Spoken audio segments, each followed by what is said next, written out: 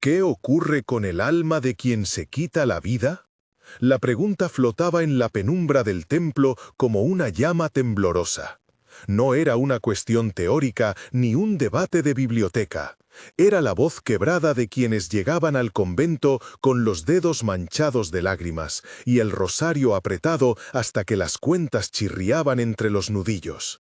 Llegaban porque había en San Giovanni Rotondo un hombre cuyo silencio y sufrimiento hablaban más que muchas respuestas. Padre Pío, con sus estigmas, la mirada que parecía atravesar lo visible, y el don de hacer sentir, con un gesto, la cercanía de Dios. La primera vez que aquella pregunta llegó a oídos del convento fue en la forma cotidiana y terrible de una madre. María, con el cabello casi blanco y una voz que parecía arrancada de una garganta que aún no había aprendido a cerrar la herida. Había venido desde lejos. Su hijo, dicen los rumores que corrían por los pueblos, se había arrojado en la orilla de un río una madrugada sin nombre. María había llegado con el rosario gastado en la mano, con las cuentas pulidas por las noches de súplica, y con una culpa que pesaba como un manto húmedo sobre los hombros. Quería una palabra, una llave que abriera la verja cerrada del alivio. El corredor que conducía al confesionario olía a incienso y a madera vieja. El eco de pasos se mezclaba con el murmullo de algunos vecinos que aguardaban. Padre Pío, recatado en sus costumbres, la recibió con esa gravedad afable que tenía, como si juntaba sus manos para medir el dolor ajeno antes de pronunciar una palabra. Los testigos contaron más tarde que al verla su semblante se hizo aún más serio y que por un instante el silencio llenó la sala de una manera que dolía. Luego, según quien escuchó, sus ojos se cerraron levemente y pareció como si viera algo que los demás no alcanzaban a ver, un movimiento interior, una lucha íntima.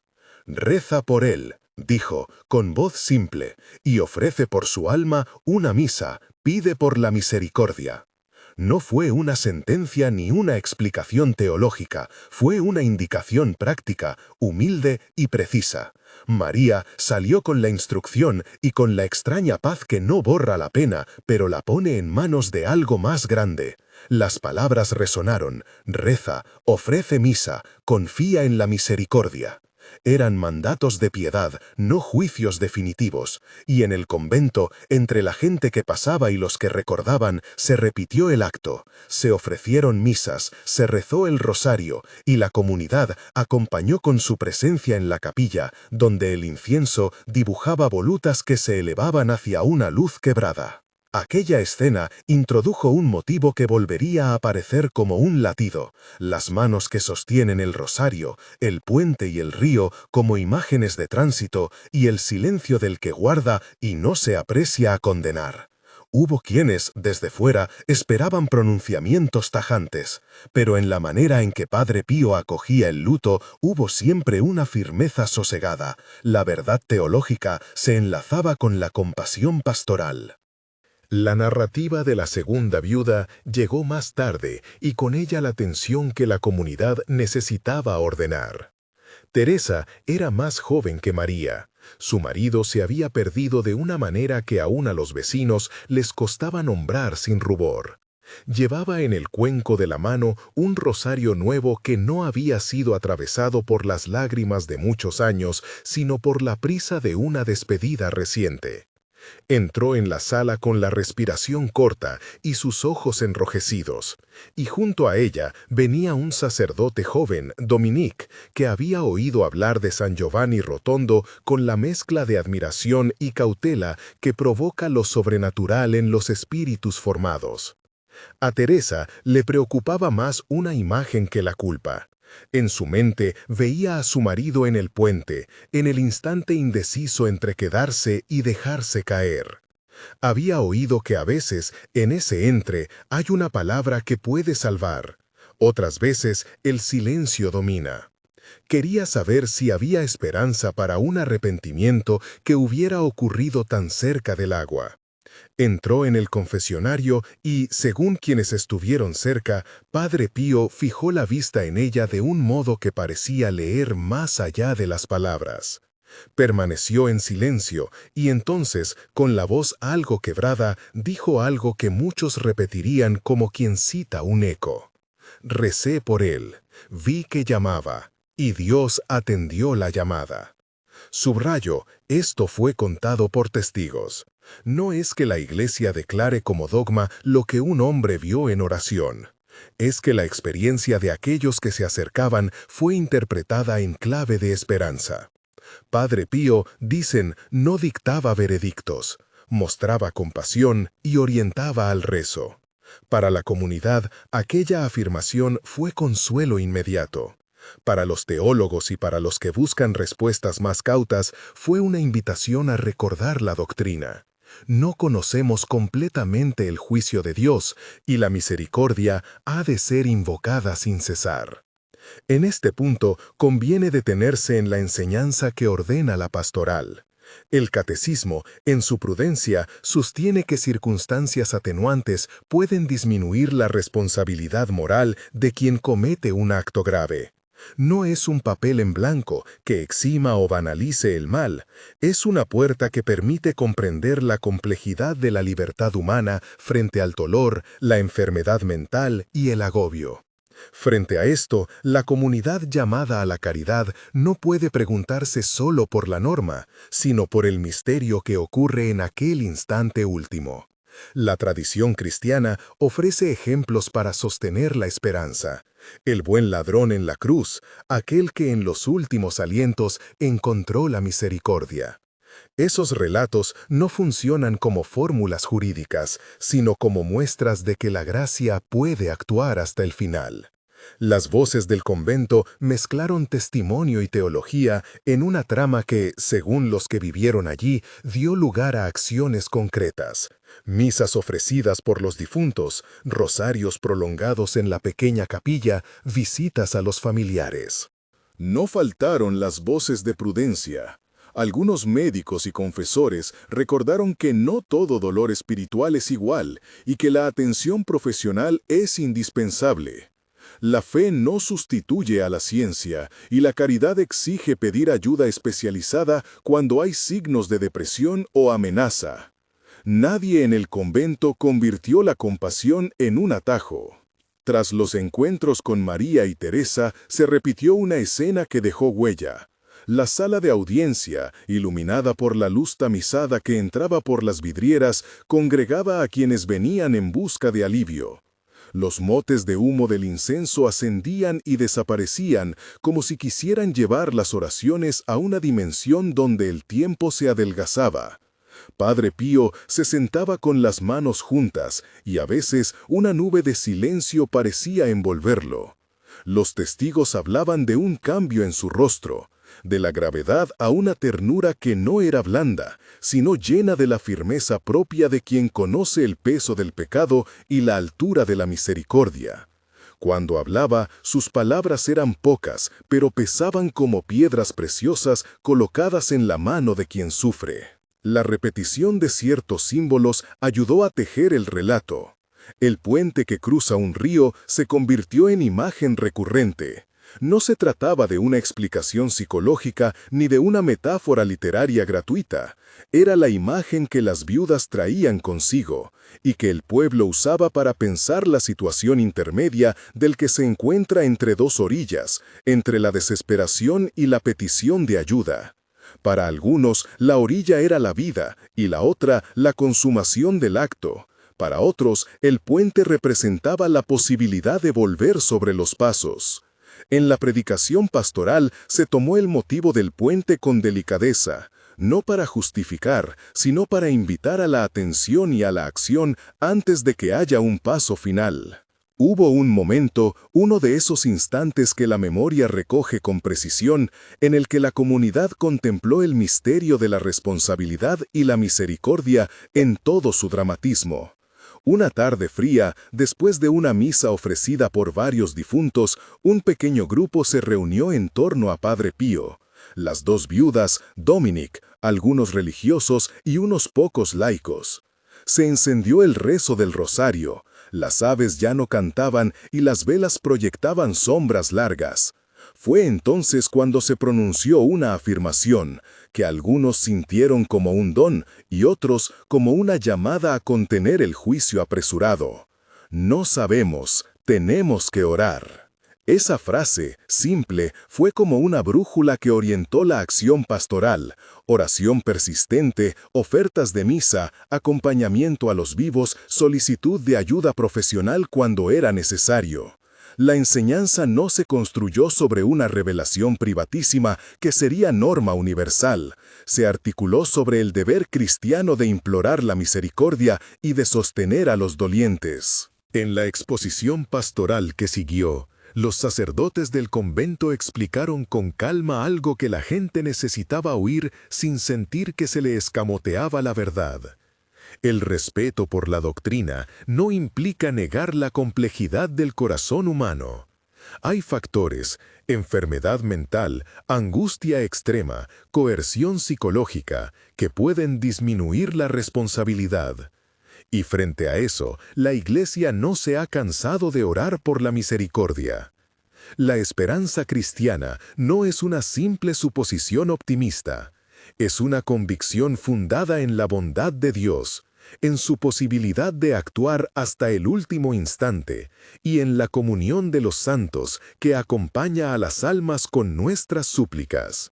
No todo fue consuelo incondicional, ni hubo ausencia de interrogantes. Entre los que escuchaban, hubo quienes desde la razón exigían explicaciones más sólidas. Otros, desde el dolor, querían respuestas categóricas que les permitieran dormir sin la culpa.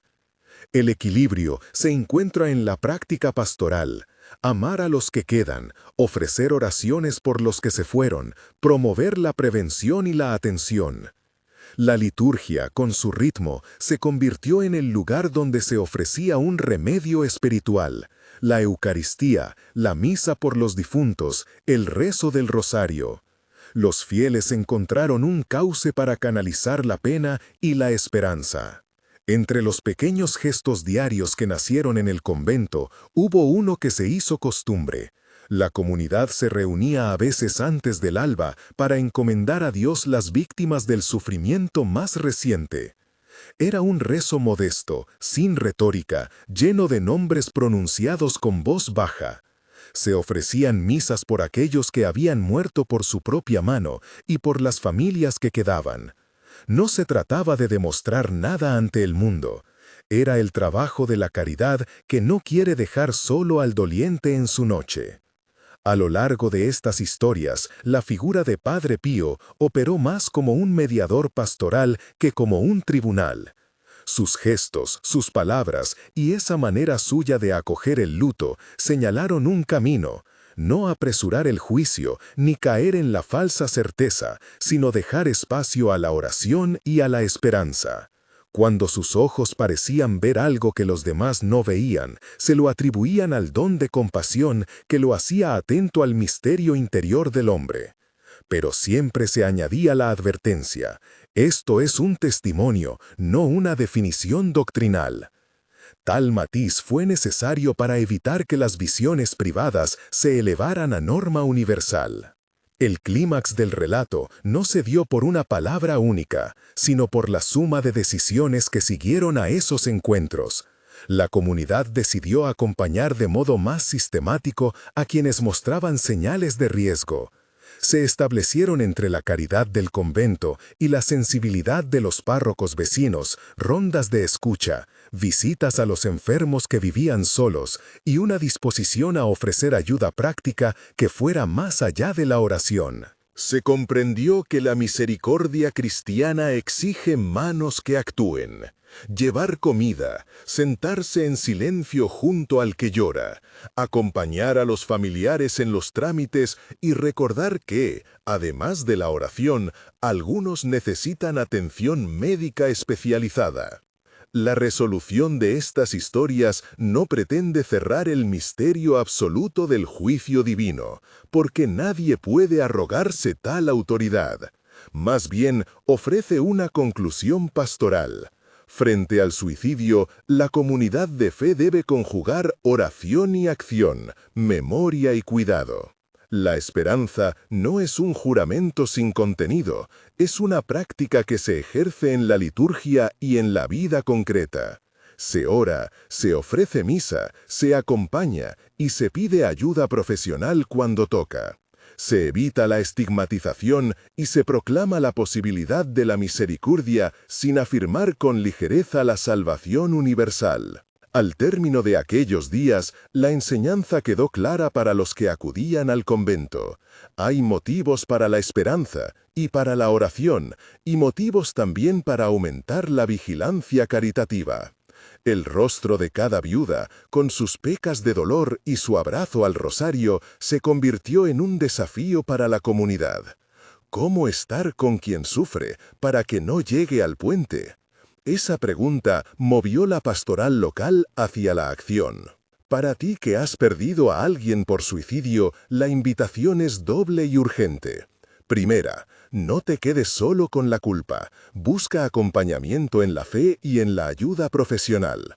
Segunda, reza por la misericordia, participa en la memoria eucarística, ofrece misas si puedes y llévalo en la oración del rosario. No son gestos sustitutorios del diálogo con especialistas en salud, sino complementos de una comunidad que pretende sostener y no abandonar. La caridad cristiana exige ambas cosas, oración y acompañamiento concreto. Y para la comunidad eclesial, la exhortación es clara: cuidar de las periferias del alma con la misma diligencia con que se atiende a las urgencias físicas. Formar equipos solidarios, sensibilizar a los ministros, abrir espacios de escucha y colaborar con profesionales son pasos prácticos que nacen de la compasión.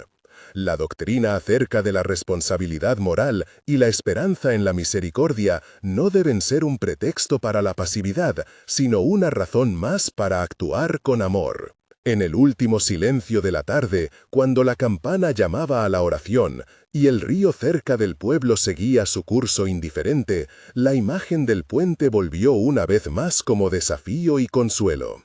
Es posible que, en el misterio insondable de la libertad humana, actúe la gracia hasta los últimos instantes. No es una garantía fácilmente afirmable, ni una licencia para la imprudencia, es un motivo para orar sin cesar, para ofrecer la Eucaristía por los difuntos, para no olvidar a los que quedan y para tender la mano a quienes caminan solos sobre sus puentes. Padre Pío no dejó jurisprudencia sobre un tema tan complejo. Dejó algo quizá más fundamental: una práctica de piedad que une la oración sostenida con la atención concreta. Y en eso consiste la herencia más útil para quienes lloran. No se les ofrezca una sentencia final que alivie la conciencia de nadie. Ofrézcanse misas, oraciones y compañía. Que la comunidad, poniendo en acto la misericordia, reduzca el número de angustias que llevan a otros hasta la orilla. Llegar a creer que la misericordia no tiene límites fáciles no significa disminuir la seriedad del acto. Significa, en cambio, vivir la tensión entre el llamado a la responsabilidad y la certeza humilde de que solo Dios conoce el corazón humano. En esa tensión, la Iglesia sigue invitando a la oración por los difuntos y al cuidado de los vivos, sin dejar que la pena se vuelva ritual vacío ni que la doctrina se convierta en juicio cerrado. Queda la imagen de las dos mujeres con sus rosarios, caminando distinto al salir del convento. Una con la carga suavizada por la indicación de ofrecer una misa, la otra con el consuelo de que alguien vio, en oración, que una llamada alcanzó al Señor. No son certezas literales del destino final, sino testimonios que apelan al corazón y llaman a la comunidad a no abandonar a nadie en su noche. Así se sostiene la esperanza, con oraciones que no se agotan, con misas ofrecidas, con acompañamiento humano y con la colaboración de profesionales. Así se responde a la pregunta que abrió todo, no con una respuesta que cierre el misterio, sino con la presencia que lo atraviesa y lo ilumina desde la caridad. La herencia práctica que dejó aquel retiro no quedó en palabras acumuladas en un cuaderno, se transformó en movimientos concretos en la pequeña diócesis. Al cabo de unas semanas, la parroquia comenzó a tomar medidas sencillas y decisivas, formar un equipo permanente de acompañamiento al duelo, abrir horarios de escucha en la casa parroquial, organizar encuentros de sensibilización para los ministros que atendían funerales y visitas, y establecer un vínculo estable con psicólogos y centros de salud mental que pudieran ofrecer derivaciones rápidas cuando la necesidad superaba lo pastoral. María, la que había salido del convento con la carga suavizada por la indicación de ofrecer una misa, fue quien propuso un gesto litúrgico nuevo.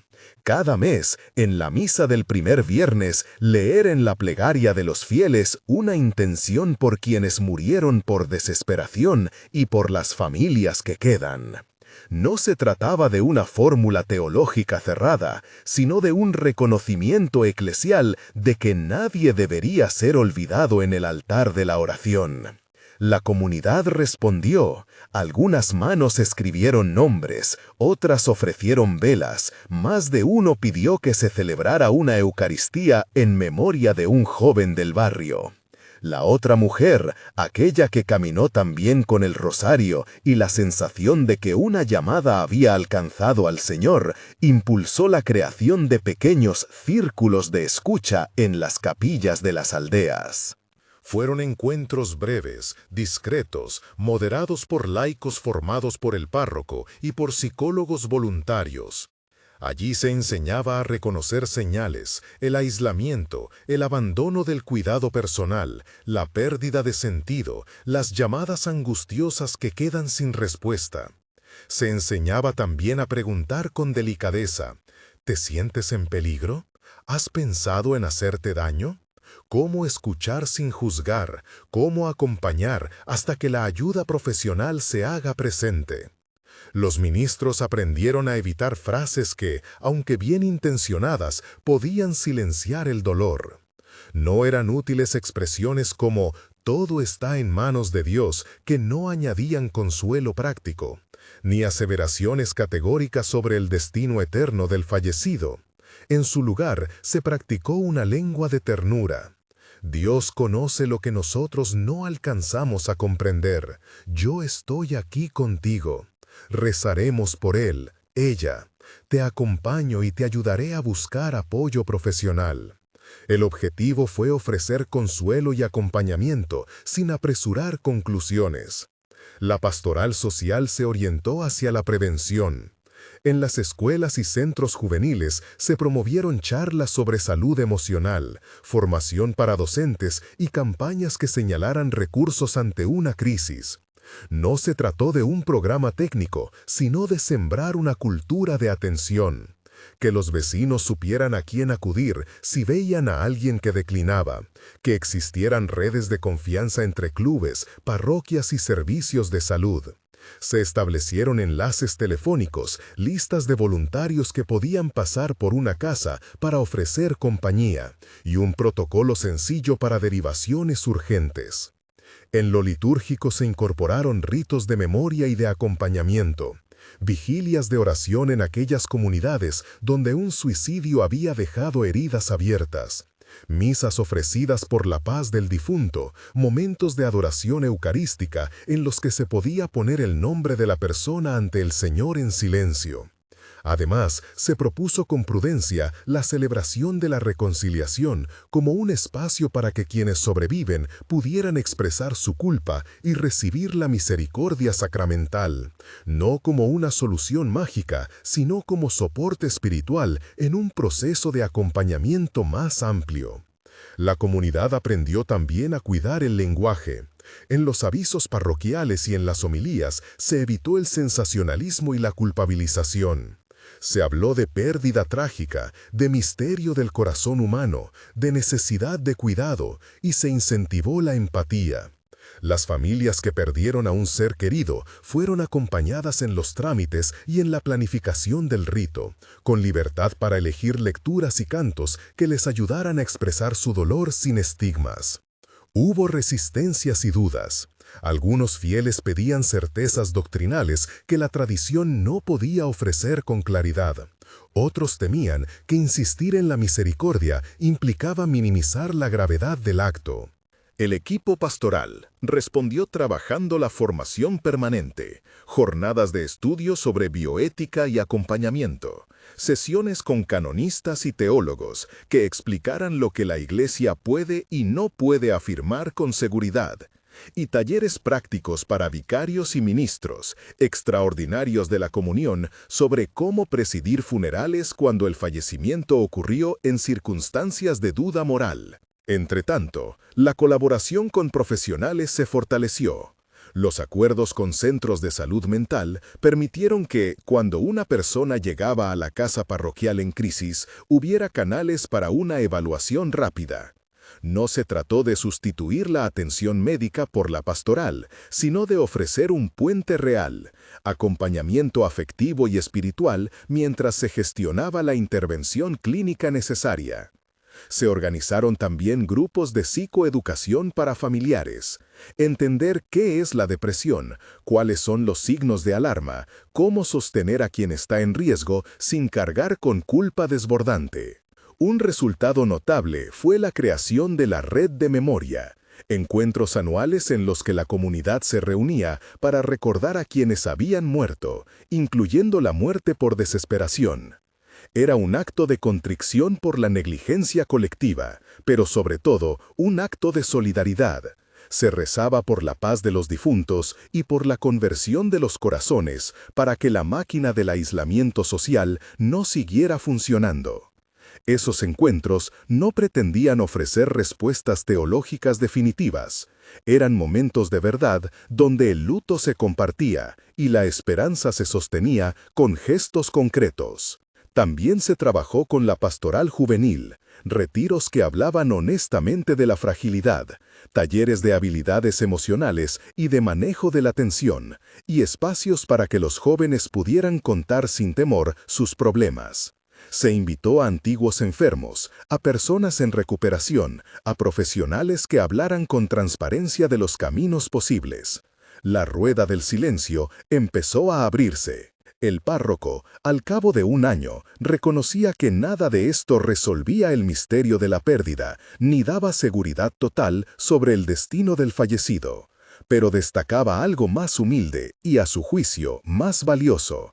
La comunidad había dejado de ser lugar de frases hechas para convertirse en un tejido de atención. La misericordia, proponía, se vive en actos pequeños. La presencia de una persona que llama todas las noches, la organización de visitas de comida, la celebración de una misa por la persona perdida, la disposición de un equipo para acompañar a quien piensa en el puente. En una tarde de otoño, durante la vigilia mensual, la iglesia se llenó de luz tenue y de rostros que sostenían velas. Se leyeron nombres, se compartieron testimonios breves de quienes habían recibido ayuda y se pidió por los que aún vivían en el filo de la desesperación. Una de las mujeres que había iniciado el círculo de escucha guardó silencio y luego, con voz temblorosa, dijo: «No hemos encontrado certezas, pero hemos aprendido a quedarnos». Fue una frase que resonó. Quedarse. Acompañar, ofrecer la memoria. Esa fue la práctica que la comunidad eligió convertir en santa costumbre. Quedan aún desafíos, la necesidad de recursos, la fatiga de los voluntarios, la demanda creciente de apoyo profesional. Pero también quedó una lección clara. La caridad no es una anécdota de buena voluntad, es una disciplina comunitaria que requiere formación, coordinación y perseverancia. Orar sin actuar sería una piedad inerte. Actuar sin oración sería una ayuda sin arraigo espiritual. Por eso se insistió en ambas cosas, misas ofrecidas y manos que sostienen en lo cotidiano. Para ti, que quizás lees estas líneas con una historia así en el pecho, la invitación concreta se repite y se vuelve personal. Si has perdido a alguien, busca compañía, pide que se celebre la misa, acude a espacios de escucha, permítete recibir ayuda profesional, no te dejes arrinconar por la culpa. Si eres ministro o laico comprometido, forma equipos, aprende a preguntar con ternura, crea redes con especialistas, no temas admitir que no tienes todas las respuestas. Si eres joven o docente, pregunta, vigila a tus pares, rompe el silencio. Si perteneces a una comunidad, recuerda que la prevención y la memoria son actos de justicia y de amor. En el origen de todo está el misterio del corazón humano y la libertad radical de cada persona. Frente a ese misterio, la comunidad no puede sustituir a Dios ni a la ciencia, pero puede ser la casa donde se practica la esperanza, con oraciones que acompañan, con misas que recuerdan, con escucha que no juzga, con profesionales que curan, con amigos que insisten. Así se baja la probabilidad de que alguien llegue sin respuesta a la orilla del puente. Y mientras las campanas anuncian la próxima misa, algunos fieles salen otra vez a la calle con los rosarios en la mano. Saben que la lucha por la vida no se gana con discursos, sino con presencia habitual. Una visita, una llamada, una ofrenda de misa, un momento de escucha. En esa trama cotidiana de gestos, la misericordia se vuelve una fuerza que acompaña el misterio, sin encerrarlo, que ofrece memoria sin cerrar el juicio, que sostiene sin reemplazar la ciencia. Que así sea en cada pueblo, en cada barrio y en cada casa donde una noche el puente pareciera la única salida. Y mientras las velas se consumen, queda la tarea de cada día, aprender a mirar al otro, a preguntar con cuidado, a abrazar el silencio con compañía. No prometen certezas, ofrecen manos. En ese oficio callado se afirma la fe y se salva la esperanza. Que nadie tenga que cruzar la orilla sin que alguien lo espere. Que así sea. Que la casa de la fe conserve la puerta abierta y la lámpara encendida, y que ningún vecino camine solo hasta la orilla sin encontrar una mano.